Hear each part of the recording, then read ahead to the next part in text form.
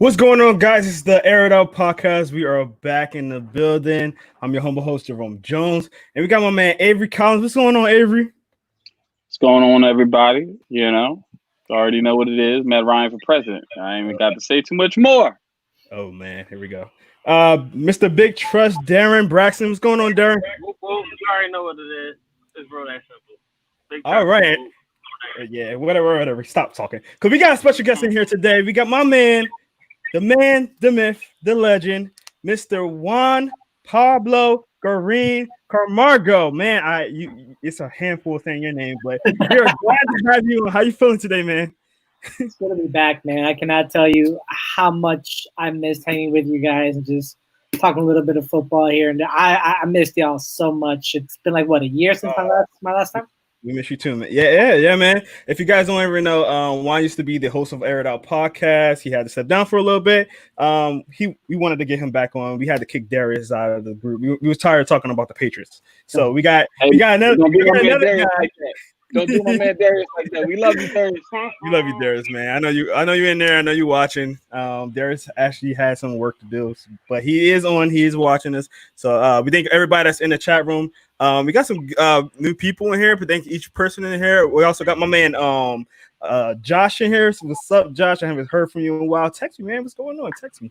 Thank you guys for being in here also. Before we start our podcast, forget these two guys. Forget Avery. Forget Darren. It's me and you, Juan. Because we have a long debate that's been going on. And I want to know, and we had to settle this today. Is there a Central Jersey? No. There is not. And anyone who says otherwise is a fool, man. What sparked this? There is a Central Jersey. There has to be a Central Jersey. It has to be. Where in the geography laws of New Jersey does it say there has to be a Central Jersey? Listen, there's no geography law that said there's have to be a north or south either. It says New Jersey.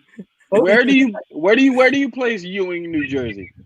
Ewing, north. Yeah, okay. If you're not sure, it's probably Central. so where do you place Willingboro? I like to take this on this case right now and come back when I have more information. Exactly. Now Ewing isn't claimed by North Jersey, and Willingboro isn't claimed by South Jersey. They're half an hour apart in the opposite direction. So where do you place that? In Central Jersey. It's Central Jersey, man. So we got some comments in here already. This is actually Darius. Darius, if you can unlock your name on here, it asks you to unlock that. But this is Darius. He says, so I leave this show, and this is what I come back to. This is the Jersey talk. This is what happens. Yeah, listen, man. What happened? But no, we do appreciate you being in here, Darius. So we do miss you and hope that you're doing well and hope to see you very, very, very, very, very, very soon. Let's get right into this. Why is this acting all weird? Okay.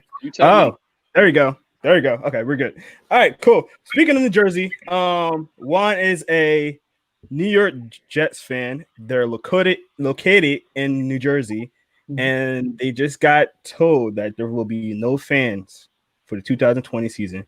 RIP Jet fans, even though there was kind of already RIP.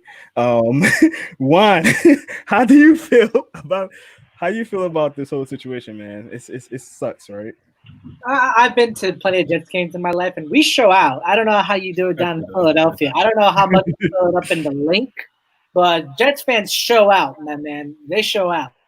And, it's going to suck not being able to attend live games or go up into the nosebleeds and get that true fan experience. But whatever keeps people safe and whatever keeps football, whatever keeps the season alive, I feel like it's in the best interest for everyone. We may not be able to tailgate, but we can do a barbecue outside in our backyards for the same experience. Where you won't be able to sit up and buy like the expensive hot dogs or the expensive drinks and get that like true fan experience, but all about being a fan is being able to watch the sport you love. And whether that's in a bar or on your couch at home, that's all that should matter. I agree. My man, everybody. Everybody's low key a Jets fan, unless you're like in the division. You might hate the Jets if you're in the division, but nobody hates the Jets if you're not in the division. You can like take them or leave them, but nobody just hates the Jets for no reason. It's like I can bang with the Jets. They're not good, but I can bang with them. I don't know about banging with them, but yeah, I don't have no hate towards them. That's what I'm saying. Take them or leave them. If there is going to be a team that represents Jersey, it might as well be the Jets. I could not agree more with that. I have long preached the possibility of changing the name to the New Jersey Jets, just because I feel like it would work a little bit. I don't know why. I mean, they definitely need to go back to the Jersey Jets because I miss having a team in Jersey. Yeah. Honestly, where's our representation in the NFL? It might be New York Jets, but you're playing in the Meadowlands in North Jersey. Like as are the Giants. Yeah, Giants can have New York. They can have New York. Yeah, I don't care. I'm just saying, like, you got two teams and both you guys play in Jersey. Like, come on.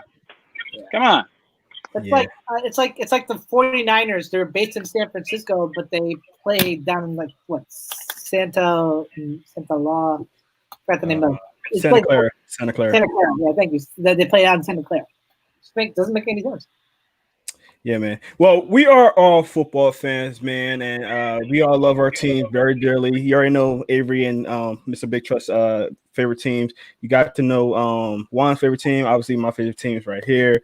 But speaking of our favorite teams, we won't have that preseason, and there might be no preseason this year. So, how you guys feel about the decision of possibly having no preseason games at all? And I'm gonna start with the new guy, Juan. How do you feel about this? This is a big decision. Safety comes first, also, but there's a lot that comes to it. So, what do you think about this whole thing, Juan? It's a 50-50 choice for me, honestly. On the plus side of it, with like the elimination of preseason games, I've never really been like a big fan of the product that preseason games develop on the field. Yeah, it's vanilla offense and vanilla defense with players that are learning and getting the basics down, and it's not really that exciting to watch as a fan. You're just kind of like counting down the days until the season actually starts. That's the one positive I see it. But it's much more on the negative side that I'm focused on. The negative I'm focused on is the fact that no preseason games means that a lot of undrafted players, low drafted players, people who need to fight for a roster spot are not going to get that chance to see what they have and what they can do. And it's preseason games that have gotten a lot of the best undrafted players into where they are today. I'm talking Tony Romo. I'm talking Kurt Warner, Robbie Anderson when he was a New York Jet, was undrafted and then made the team in 2016, and now he got big pay down in Carolina. The preseason is meant to be kind of like where you can evaluate the talent that you have and show and see who you can move where and how to adjust your roster in order to get ready for the season. Without that, you're left with just kind of guessing around who you think you can pick, you can keep, and who you think you can cut. And, you lose a lot of quality players that way. Definitely. Darren, how you feel about this whole situation, man? I know you want to see your teams play a little bit extra. So, it's really more so like Juan said, it's more the bad. For me personally, I don't like the fact that everyone's going to come out rusty. You have to understand, the preseason is also when people shake off a lot of the rust that they've had and try to get more back into football shape and actually getting in the mood of playing that game. Now, don't get me wrong, they're always ready to go, but it's a difference between really being football ready to go and saying it. And they're not giving them that chance to do it. So the first couple games is going to look kind of bad to me. Mm-hmm. That's just my opinion. But on the plus side, you got to be safe. And I really love that aspect of it. I love that they're trying to do something and not just getting shown up by the NBA that, hey, we're not really taking this serious. NBA taking this very serious. The NFL needs to step up and do something the same, and that's why I think they got this no preseason game. So it's not all bad, but it can be better. Yeah, I can testify for a little bit what Darren saying with the the teams and the players being a little rusty because have you seen how the Eagles started off last year? The starters, particularly Carson Wentz, didn't play any preseason games, and the team started off very slow. I'm about to call you Ray for some reason. Avery, I had Ray on yesterday's podcast. My bad. Avery, how do you feel about that? Do you agree with that teams and players can come out really rusty? Well, first of all, me and Ray are twins, so I understand, the mix-up. Makes sense. But no, I don't agree with the rust thing fully because as a former player, it takes about a half. It really takes about a half for you to get into the swing of football again. Now, football shape is another thing. Continue, playing a full 60 minutes of NFL football, that will take a little bit to knock the rust off. But as far as getting into the swing of actual NFL football and gameplay and the competitive nature of what football is, it takes about a half, truly. After that, once you come out after halftime, you're back in the trenches. It really, if we're going to be honest, depending on what position you play, it might only take one hit. That's one of the reasons I love playing special teams. I was a starter every year on every team I played on, but I wanted to be on special teams because I wanted to get that first hit out of the way. I want to get the juices flowing, right? So, I'm not sure if there's going to be too much rust. Again, these are professional athletes; they're keeping their bodies in shape. I think the lack of an offseason might even bode well for them throughout the rest of the season. Them tuning their bodies up and having more time to just stay to themselves and quarantine and literally just work out. You're not, going on vacation and drinking up everything, and you're staying home. You're eating what you're eating there. You probably have some type of dietary person, helping you out in that regard, and then you're working out. So, don't know if there's going to be too much rust, but I agree with Juan. The biggest issue for me is those small school guys, those undrafted guys, those guys who didn't get a chance or aren't going to get a chance to put film on tape, from games. Everything is going to be coming from practice now.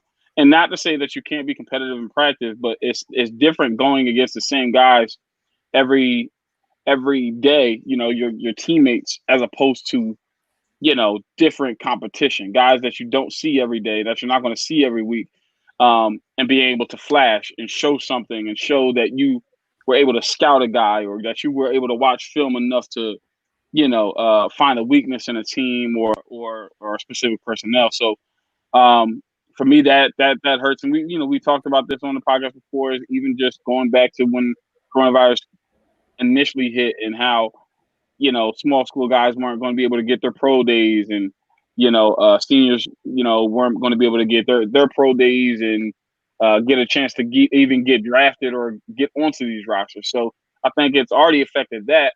So now I think it's definitely going to affect those, undrafted or low drafted guys, having a chance to make the team. And that's unfortunate, but at the same time, in a sense, it does keep the players safer injury wise. I'm not sure if it keeps the players safe COVID wise because they're still having contact, and they're still being around everybody. But injury wise, it definitely keeps everybody safer. So, one quick question for you guys: do you think that since it's not fair that a lot of small school guys, there's very little time that they're going to be able to come in and make an impression on these teams, that they should expand the actual roster? And if so, how much? I would say sorta. I think it's I'm 50-50 on it. I'm 50% in favor of it because I'm like, to give those guys an opportunity to continue. And I said this before, maybe even extending the roster cut period until like week 4 of the actual regular season, right? Yeah. And so that gives those guys a little bit of time to kind of still, show in practice, or maybe if a guy goes down, they can come in for a play or two and flash or something like that, or a series or two. But at the same time, I wonder how that's going to work with paying those guys, because obviously revenue is going to drop as well. Mm-hmm. Right, there's not going to be fans at certain games, and those ticket sales and those concession sales are going to be down as well. So, and you've got a cap in the NFL, and so like because the revenue's down, because there's a cap in the NFL, I wonder how an expanded roster allows them to pay everybody. Yeah, that's true. That's a good point. Yeah, I'm about to call you Ray again. Oh my goodness, what's going on? We're twins. Avery. We're twins. Oh man, I'm having a very off day today. Speaking you can't see the similarities. I see the similarities, man. I do. I don't see color. Speaking of not seeing color, and speaking of the Washington football team, that's their name now. Washington, it's official. That's their team. I want to take a second. Guys. For now, I want to take a second though, guys, because this is the second podcast in a row where your boy Jerome was correct on his take. I just gotta put that out there. I wish Darius was in here so I can like blow a little bit more because he was the one that was like acting like. But yeah, I said, and again, I said this last time. I just think in a business standpoint and just think about it in a business way, it's very hard to do something that changed that fast within 2 months. And also like the fact that they didn't want to change the name to begin with. Like this whole Redskins thing was not something that just popped up. It'd been around for a while. People been, doing it. And I understand why they didn't change it. I'm not condoning it, but I understand why, because there is a lot to go into changing your name, changing your brand, switching everything over, trying to get, merchandise for this and that, and trying to get the old merch out. And there's a lot to it. So I understand why that happened. How you guys feel about the team being the Washington football team probably for the rest of this year? I'm going to start with Avery. I can take it or leave it. I really don't care. To be honest, me either. I'm an Eagles fan, so I don't care. It's like is it gonna help them win better? Ooh. Right. It's like, I mean, to me, it's a situation where, like we were talking last week, unless the football season gets, that's good. You know who that is. Unless the football season gets delayed, and gives them a lot, gives them more time to kind of, flesh out what they're going to do rebranding wise. We all kind of expected that they're going to have some generic name, as a placeholder until they can figure out something concrete that they're sold on. And obviously, like I said, I think they should poll with the fans, and take that route. Go a route with just putting a poll out there. Because at the end of the day, you're playing for the fans. Your franchise is for the fans. It should be, at least. So allow them to pick the name. And if people are upset, they can blame themselves now, right? And so I think to me it was inevitable that they weren't going to get a name change done. Seeing as the NFL does want to have the season start on time. Mm-hmm. The Washington football team makes sense because that's exactly what they are. Essentially. They're a football team. Identity. Are they? No identity football team. How you feel about this situation, man? It's funny that like this news comes out the same day as Seattle's new NHL team's name come out. And first off, Seattle Kraken, really good name. Beautiful. That's fire. Yeah, like that dark blue and light blue mixture with a little hint of red in it and black slick lines on the jersey, just beautiful. Fire. And I know it took 2 years for Seattle to kind of come up with that concept and really like evaluate how they were going to go with it. So I appreciate the process it took, and that's kind of like what it's going to take for Washington to finally settle on something. Because I don't know if you guys remember, like I think it was a week ago, that they said that there was a lawyer in Washington that had trademarked a bunch of names that Washington was considering for the new name. And, Dan Snyder being Dan Snyder, I don't know how much he's going to shell out to try to get the right name for his team. I've always been a proponent that Snyder should just sell the team and leave. I've never liked the man. That's a whole another conversation. That's a whole another conversation. Sidetracked, but in any case, it kind of goes to my point. I don't know if Snyder's going to make a decision in time, and this whole generic Washington football team name is sad, in my opinion, for his tenure as an owner and just himself as a person, it just kind of speaks to his character that he doesn't really know what he's doing. And Washington is the 7th highest revenue making team in the league, but now with the name change, that might change, because who's going to want to own a jersey or a hat that just says Washington on it? And that's it. Speaking of that, I'm gonna let you go in it. I'm gonna let you go in a second, Avery. Speaking of that, I seen that they was trying to sell that merch with that just said Washington. I was like, why would you buy that? Like, why? Like, go ahead, Avery. I'm gonna just let you go. I'm just saying I would buy it because why? They're gonna change everything because it becomes memorabilia, right? You can now say I'm the one who I was able to get my hands on one of the Washington jerseys, right? So 50 years from now, when you're telling the story to your children, you be like, I want you to know that the Washington, whatever their name is going to be, at one point we didn't have a name. We were just Washington, right? And I don't believe you, Grandpa. You're lying. Okay, boom, here it is, boom, and then now it's a storytelling thing, and it's a souvenir type thing, and as well in 2020, like this year has been full of memorable moments and happenings. Why would you not want to get a Washington jersey? I would get one, and I'm not a Washington fan. Just to say, yeah, I got one of those Washington jerseys in 2020 when Washington didn't have a name, and there you have it. That might make my Washington jersey that I already own, much more valuable. Because like it's an original, Washington previous name football jersey. It's Sean Taylor's, and might be able to sell it when it hits like a higher value going down the line. So I see what you mean, Avery. Mm-hmm. What do you feel about this, Darren? It's Washington. I don't know how else to explain it. Like, y'all going from this way to that way and all around, but you gotta be honest. You put it all together. Just Washington. Like, they're not gonna be that good this year. It's not like it's a big thing for them.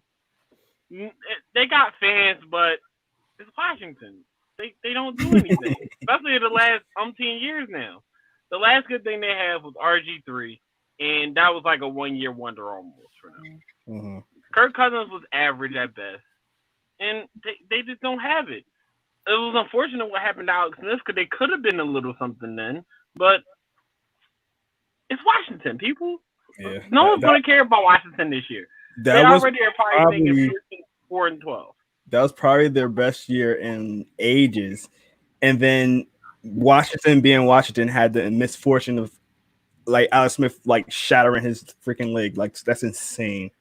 That is crazy. But anyway, let's move on to the next topic. What is the best way to protect these players? Now, we already talking about preseason games and things like that. The one before we got on was talking about the face mask thing that they're trying to propose. We'll start with you, Darren. How do you feel about this whole situation? What is the best move you think that the NFL should take to protect our players so we can have a full season?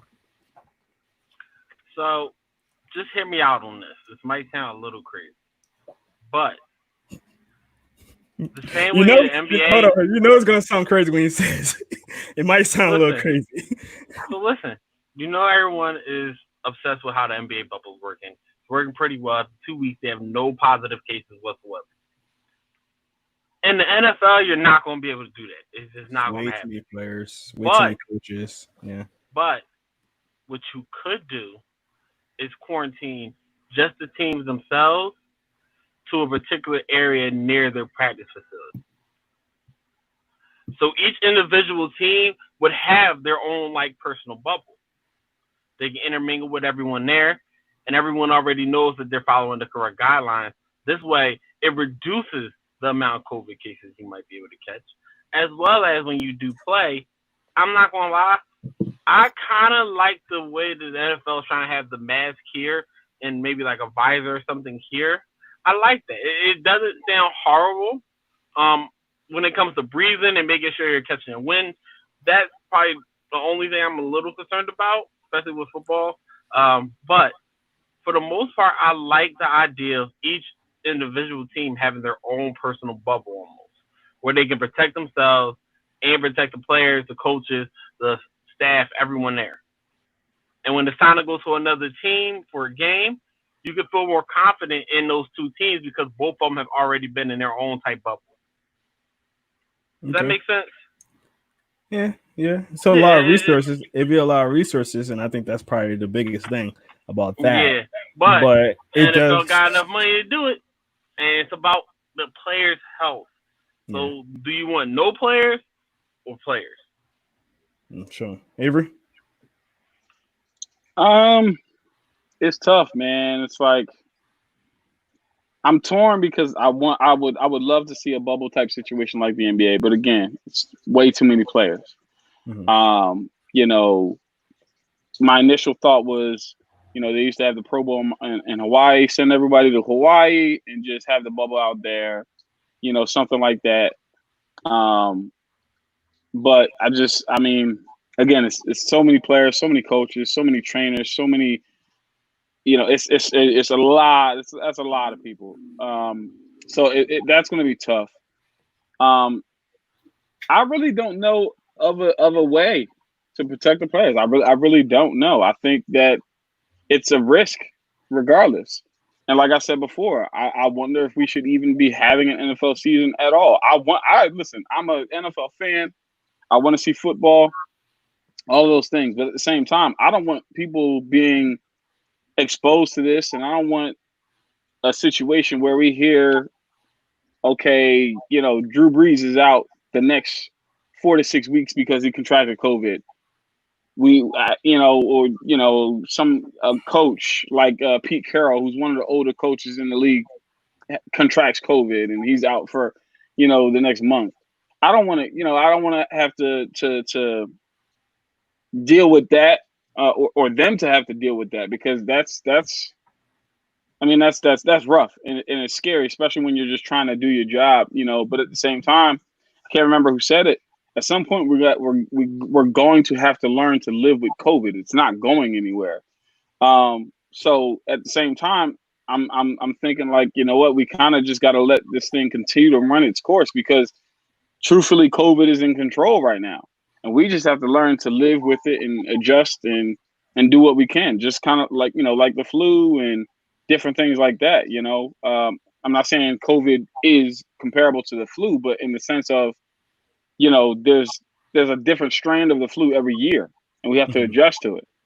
And so that's just kind of how I'm looking at it. I don't know what specific, you know, protections that they can put in place to help keep the players safe. But, you know, like I said before, last week, they've had plenty of time to make sure they come up with some safeguards. So if they don't have them, and what we saw last week with the NFL players kind of protesting in a way, it seems like they still haven't had full protections in place, or satisfactory protections in place for the players. So it makes me question again. Well, that doesn't make me question it. It just confirms again, the NFL doesn't truly care about the players. They care about the product that the players put out. And, you know, as a business, I get that, but as a person, morality has to kick in at some point. All right, Juan, what do you think is the best way to protect our players during this whole situation, during this whole season?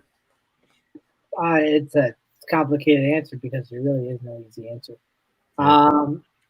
In my heart of hearts, I know that there are going to be players and coaches and staff that will contract the virus at some point of the regular season, and that can't be avoided. And we don't know the long-term effects that the virus has, so we don't know how it will affect players beyond this season, and whether or not we'll look back and say it was worth the risk of starting the season in the first place. If it was me, I would suspend the season until the spring, similar to how some college football programs are doing that. Because, you know, player safety comes first. And I, as a league manager, have to recognize that only good product can come from good players, and only good players can come from good health. And if I don't have the good health, I don't have good players. If I don't have good players, I don't have a good product. And a good product needs no revenue. And that has to be understood. But, Well put. Well put. All right. Let's get to our next topic. So this next topic, I am so tired of talking about it.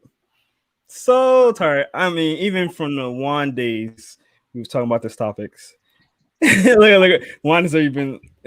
See, like Darius is not in our podcast. He's still affecting our podcast. Darius, I hope you're listening to this because when we see you, we're coming for you. But with this being said, I will say this.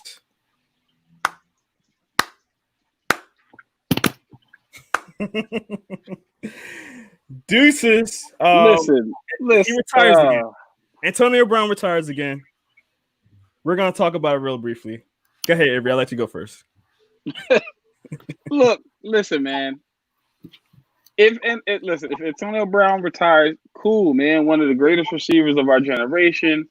Nobody can deny what he did on the field, right? Nobody's denying any of that.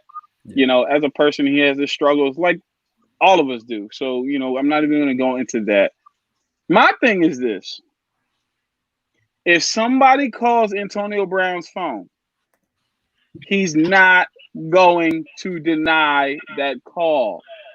If they're coming with the right amount of money, Antonio Brown will be on the roster. Point blank, period. So I don't want to hear this retirement stuff. Like if somebody gave T.O. the right amount of money, he would come out of retirement.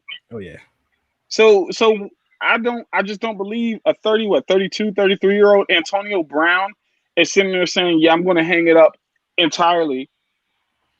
Tell his agent, don't accept no calls. I don't believe it's happening. I believe that it's just going to take the right price and the right team, to be honest.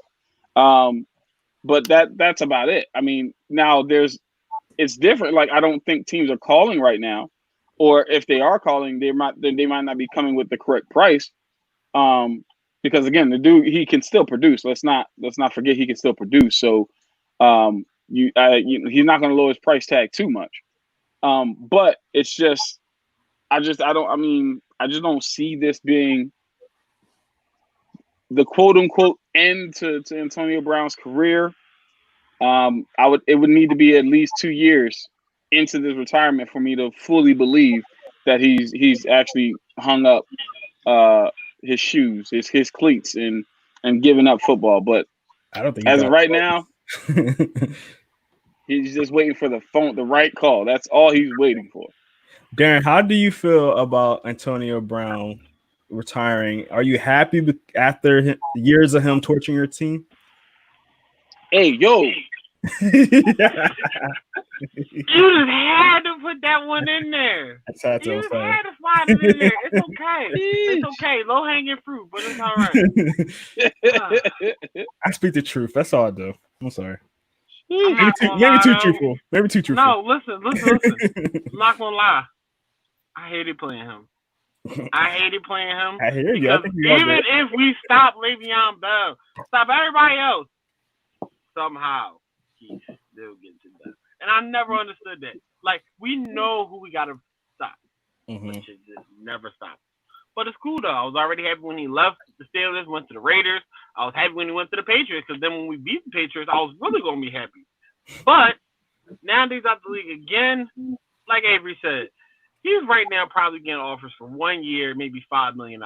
He's not taking nothing less than probably 10 to 15 million because of who he is. If he doesn't get a call around that, that's the only way he stays retired. If he gets a deal that he feels as though is worthy of him, like Avery was saying, he's going to pick up the phone, he's going to answer, he's going to be like, all right, cool, I'm going to come. It's that simple. He's not really retired unless no one calls him. Imagine the Buccaneers saying, "Hey, we're going to offer you 1 year, 5.5." Don't put that in his head. I've made it clear he does not want that man anywhere. I know. I'm just saying. It won't happen. I'm just talking about the right atmosphere, the right team. You're saying that he won't accept the $5 million. I think he would, with the chance to win a Super Bowl with Tom Brady, Mike Evans, Gronkowski, and Chris Godwin. I think he knows that that's a prime wait for me to win the Super Bowl and then right off into the sunset. But he won't because he had James Conner and he had Juju Smith-Schuster and he had Ben Roethlisberger and one of the top offensive lines in Pittsburgh, and he still left because of the fact that Juju Smith-Schuster is not Mike Evans or Chris Godwin.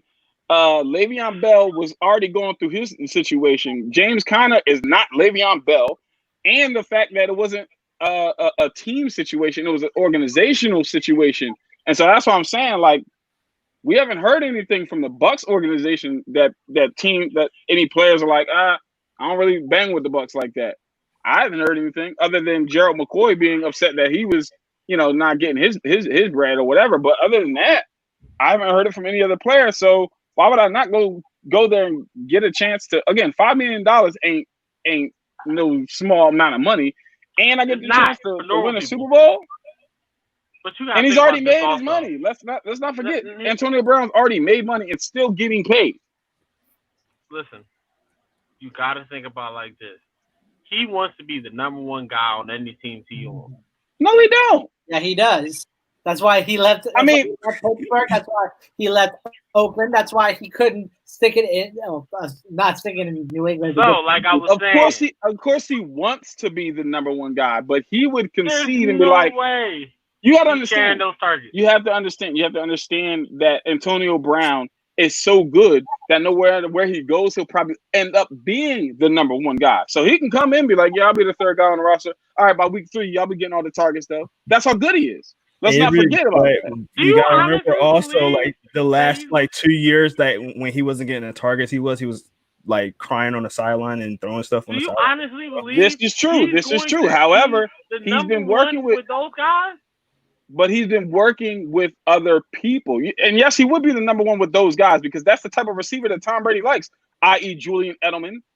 So, yes, that's exactly. He would be the number one receiving threat outside of Gronkowski because Tom Brady likes somebody who can work in the slot. So that's number one. Number two, the situation is he's been working with people like Deion Sanders and other people who he has around him now who are helping him overcome his mental health issues. So we're not talking about the same Antonio Brown per se. We haven't seen him in that situation since. So I can't just base it. People do change. People do get help. So I can't just say that he's a lost cause.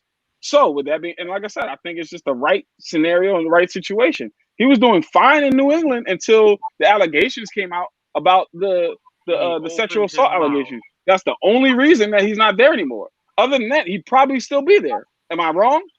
The bottom line, though, is like, we might not even see Antonio Brown come for a while because there is a chance that if a team is to sign him, he will be put on the commissioner's exempt list, which means he won't play a down. So there's really no incentive for any team to sign a player that they're not going to have for an extended amount of time. Like unless it's a playoff caliber team, like the Bucs, like the Chiefs, like the Ravens. Like if it's one of those teams, it would make more sense because they have weapons enough to carry them to a good winning record if and when Antonio Brown can come back on the field. But if he's gone for a whole season, especially with how severe these accusations and charges are. Yeah. Here's one team that has playoff aspirations that I think has the right culture, the right coach, and the right quarterback to help him do what he has to do. He'll get enough targets and he'll have enough leadership around him that'll hold him accountable and that can continue to do what Deion Sanders has been doing for him in the offseason. Seattle. You've got a player's coach in Pete Carroll. You've got the consummate leader in Russell Wilson, who's level-headed in every single aspect of his life, who can coach and help keep Antonio Brown. And because of the fact that outside of DK Metcalf and Tyler Lockett, who's best suited in the slot, you put Antonio. He gets more targets. Russell Wilson's not a huge tight end throwing quarterback anyway, so now he continues to get his targets. He continues to do all those things. And it's away from some different things as well because it's in Seattle. I think that would be the perfect team for him to go to. Again, it would take the right price, but I think he potentially could go to that team. And I think Seattle could potentially be willing to say, yeah, we'll sign you And to Juan's point, we'll wait out the exemption, and hopefully it doesn't last the entire season. But if it lasts, 10 games, and you can come in, knock the rust off, and help us make a playoff push, hey. Well, I heard rumblings already with Seattle thinking about bringing back Josh Gordon. So they're that's they're not looking. happening with Antonio Brown. Yeah, you can't have both. I think if they're you can only take one at a time. Only one at a time, people. One at a time. Just one. All right, let's get into our favorite segment of the week. It's called Hot Take Thursday. Let's get. You already know how it is. Wait. There it is. Hot Take Thursday. Juan, this is a new guy on this week, so we're gonna have you start it off with your hot take of the week. Let's get it, Juan. What's your hot take? My hot take of the week is it's kind of like I'm betraying my own franchise. At that point, I want Woody Johnson to sell the New York Jets. I want to sell it now. I've never liked Johnson as an owner. I've never liked him as a person. The way that he has directed this team has been god-awful, to say the least. Aside from the 2 AFC championship appearances that he's made, his tenure as a Jets owner has been just a failure in my eyes. He's the reason Bill Belichick quit as head coach of the New York Jets and went to join the evil empire that is the New England Patriots. And, with all these new allegations coming out by CNN about him making racist remarks and sexist remarks as the ambassador of the United States in the UK, and excluding like people of color outside of like private political meetings in the UK embassy. Like, he's just a terrible person overall if these allegations are true. But, me and a bunch of Jets fans, we want him to sell to I forget the name of this huge rising business tycoon that people are just madly in love with. He does like a lot of Instagram. Oh, you trying to sell it to Jerome Jones of Inside the Hashes? I don't know if New York team, but you got Doug in there, so there was the Eagles guy in there. So I want Johnson to sell the team, and I want him to sell it now because he's not doing anything for this franchise. He hasn't been. And if he wants to focus on his politics, go ahead, but don't take the team down with you. I will say, I like the take, but I don't think it's hot. I think y'all been wanting him out of that office for a while. Darren, let me hear your hot take, man. Let's get it. All right, I'm going to give you my hot take, and then I got to be gone. But my hot take is actually going to be based off Madden this year, people. This is the new one. So, Madden ratings came out. There was maybe 5 or 6 guys that became all 99.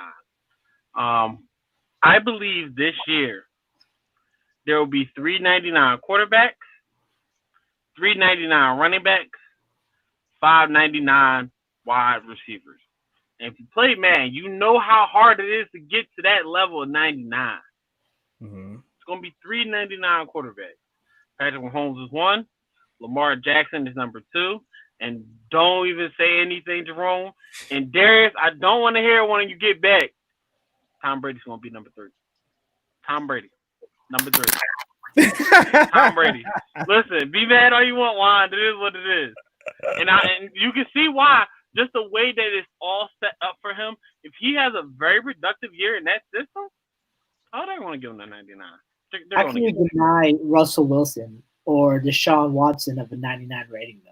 And you give it to Tom Brady? Because I feel as though unless Russell Wilson does what he did last year, it's not going to give it to him.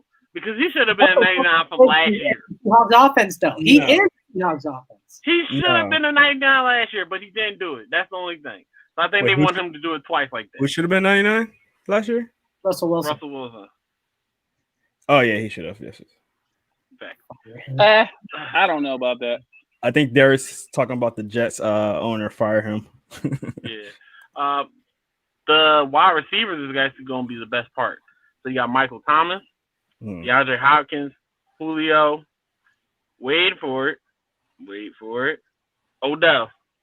He gets back in that 99 rating. Yeah. It's going to suck for us. But I feel like he's going to be 99. So, number 5 is somebody that I really think might show out this year. But it all depends on the quarterback play. hold on and just hear me out on this one, people. Hear me out. Kenny Galladay gets close to that 99. Kenny Galladay. Wait, you can't. Hold on. You can't say get close. You have to be in it. See, I want to no, listen. Even like a Kenny Galladay had comparable stats to almost every top wide receiver last year. I agree. Kenny Galladay is a very, very good wide receiver. It depends on if he can get a full Matt Stafford at his finest, throwing him the ball for a full 16 games. I want that to happen because he's one of those guys that can really get there. I'm telling you, he's one of those guys that can literally be a do-it-all guy. And that's the one thing that's making him the only young guy I see doing that. Not CG, not Jerry Jeudy, not all these new guys coming out. Not even Amari. Yeah. Listen, Darius, don't be mad. You need to get back up on here, boy. Listen, I will give you the horn for that because that was very, very hot, very hot. Who are your running backs? Yeah, all right, running backs is real simple. Christian McCaffrey's already won. Saquon's going to be number 2. Zeke's going to be number 3. Okay. Todd Gurley. Speaking from an Atlanta fan. No, I see Todd Gurley being in the 95. And I see 99. Derrick Henry being at least a 94. But I don't see neither one of them being 99. 99. Zeke can prove that he's a 99 by going back to rookie year Zeke. Todd Gurley can just deliver on with a better line. Todd Gurley taking over for the 99 in 2000. Oh, God. I'm out on that one, people. All right, man. All right, Avery, let's get yours real quick. All right, so I got 2. One is kind of mild. The other one is a little hot. So the first, Matthew Stafford will win Comeback Player of the Year. I know that's mild because, we all know what Matthew Stafford can do. So it's not super spicy or anything like that. Mm-hmm. But even with Matthew Stafford winning Comeback Player of the Year, my hot take is that the Chicago Bears will win the division. That deserves a horn. Wait, who's the quarterback?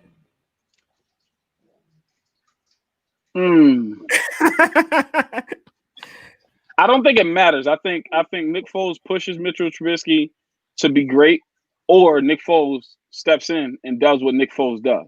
Mm-hmm. Wow. See, the crazy thing about me is that, I don't think Trubisky is as bad as people make it seem like. He's not good. He's not good, but he's very inconsistent, and I think that's it's just his decision making. Yeah. And I think it's because of where he got drafted and the players that got drafted after him. Yeah. He gets a lot of slack, but I honestly don't think he's a bad quarterback. I don't think he's one of those guys where it's just like he's gonna stay in the NFL for some years. I'll give you that. Either if he back up or whatever, he won't just fade out the NFL.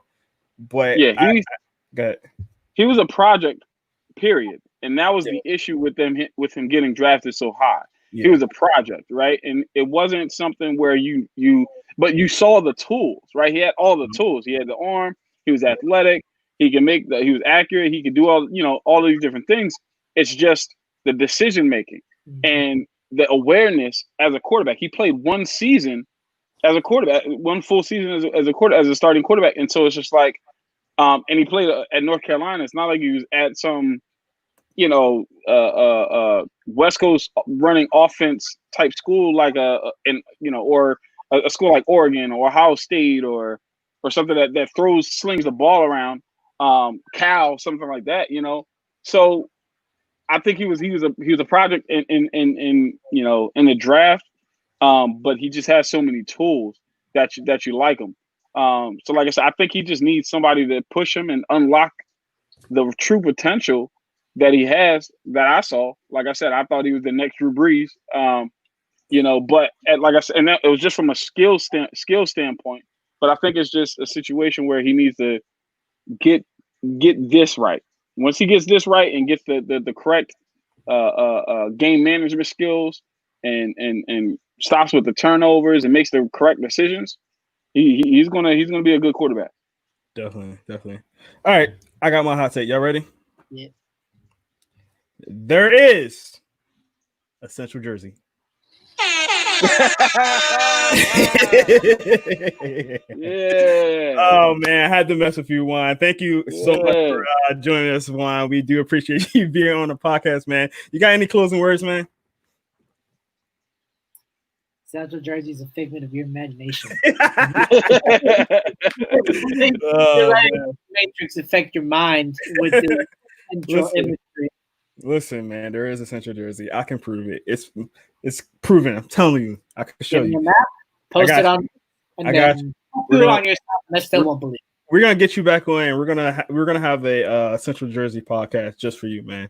So, all right. Well, I'm gonna actually let you speak on one more thing. As you guys know, fantasy football is coming up. We have a fantasy football league. We got both of these guys in here in our Inside the Hashes football league, fantasy football league. Juan, I want you to state your claim to being the champion, because we already had Darren, we already had Avery, and we already had Darius talk about them. I want to hear what you guys say about how are you gonna rise up to the occasion of this year's championship. When it comes to fantasy football, I'm not much of a talker and much more of a shower. Ooh, okay. So if you want to know how things are going to go, you're just going to have to wait until I draft my team. Ooh, silent confidence. I like it. But guys, thank you for checking out Air It Out podcast. Like I said, we got the fantasy football podcast. Fantasy football league coming up, and we do have a fantasy football podcast coming up very, very soon. So make sure you guys check that out. That's going to be starting next Tuesday at 7:00. So right here, where you at right now, come back in. Check us out. It's going to be hot. We got some good stuff going on. We got some good guys that's going to be in this. It's really fun. We got a couple of teasers that's coming up. So make sure you're doing that. Derek says talking spicy. Juan, you got the number 1 overall pick. Who you picking, man? Christian McCaffrey. Smart guy. But thank you guys so much. Make sure you check out InsideTheHashes.com, where we have all our content. Like I said, all the fantasy football or fantasy podcasts, Air It Out podcast, which is this one. We got the RPO podcast, which is on Wednesday nights at 7:00 with college football. Also, make sure you check us out on all our social media accounts. Inside the Hashes at Instagram, Facebook, and Inside Hashes at Twitter. Also, make sure you check out our Spotify, where we have all our player interviews, a lot of players that we talk about throughout the weeks. We interview a lot of them. Juan's one of our great interviewers. Avery do a couple of interviews herself. Make sure you check that out at Spotify, Google Podcasts, Apple Podcasts, wherever you find your favorite podcast. And make sure you listen, because that supports us. You don't have to buy anything. You don't have to subscribe to anything. You guys know, I already say this every time.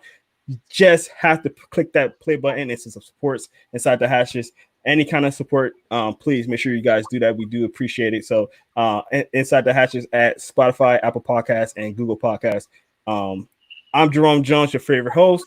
We got Avery Collins and our latest host, Juan. Hopefully we get Juan back on at another time. Thank you guys so much, and we see you next week. Peace.